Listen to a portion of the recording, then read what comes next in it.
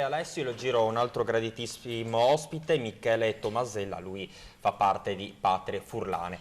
Ha sentito episodi veramente raccapriccianti in tutta Europa, la settimana scorsa è stata colpita Nizza, questa volta invece a cadere sotto i colpi del terrorismo è sicuramente la Germania. È una situazione preoccupante secondo lei a livello internazionale, ma soprattutto a livello regionale e provinciale. Siamo a rischio? L'argomento sicurezza è un argomento delicatissimo, secondo me, a partire da un livello nazionale, laddove la situazione è pressoché drammatica, insomma non sono il primo a dirlo, dovuto anche a una cattiva gestione probabilmente dei governi che si sono succeduti, ed è chiaro che se a livello nazionale la situazione è questa, altro non può essere che si possa ripercuotere anche a livello locale naturalmente.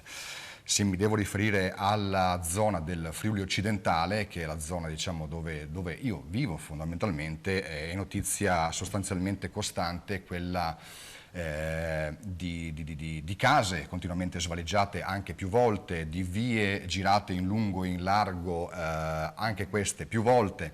È chiaro che naturalmente tutto questo è dovuto a fondamentalmente probabilmente anche un senso di impunità, anche di sfregio nei confronti di quelle che sono le leggi locali e nazionali, naturalmente anche dovuto al fatto di una probabile scarsità di presenza, anche forse tante volte, di addetti ai lavori, nonché forze dell'ordine che pattugliano il territorio. Senta, naturalmente non dovuto a loro, però comunque. Che proposte fa Patrie Furlane?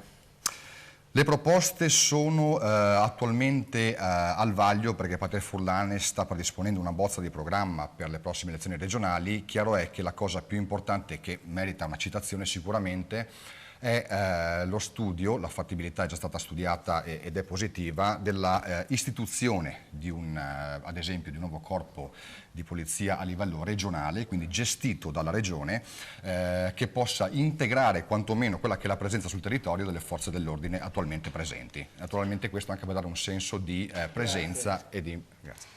Grazie come sempre Michele Tomasella.